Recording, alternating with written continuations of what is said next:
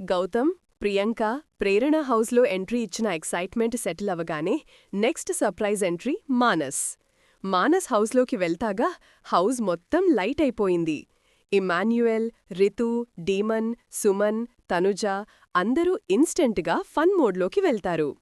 Laughs, jokes, chasing, house ఫుల్గా ఎంటర్టైన్మెంట్తో fill అయిపోయింది. Manas entry అంటే ఒక ఫ్రెష్ పాజిటివ్ వైబ్ హౌస్లో స్ప్రెడ్ అయ్యిందని అందరూ ఫీల్ అయ్యారు.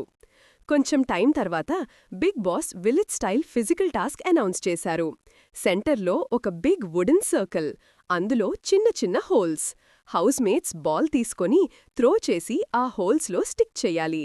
స్ట్రెంగ్త్, యాక్యురసీ, ఎయిమ్ అన్నీ టెస్ట్ అయ్యే టాస్క్ ఇది. ఫైనల్ ఫేస్ ఆఫ్ ఫిక్స్ అయ్యింది, మానస్ వర్సెస్ డీమన్ పవన్. ఇద్దరూ ఫుల్ ఫోకస్తో ఆడారు.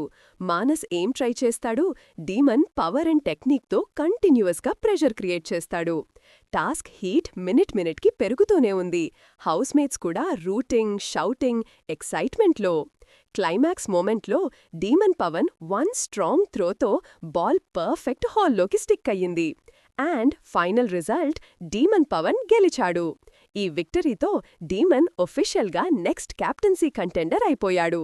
ఇప్పుడు బిగ్ బాస్ తెలుగు 9లో క్యాప్టెన్సీ రేస్ ఇంకా థ్రిల్లింగ్, ఇంకా అన్ప్రెడిక్టబుల్ అయిపోయింది.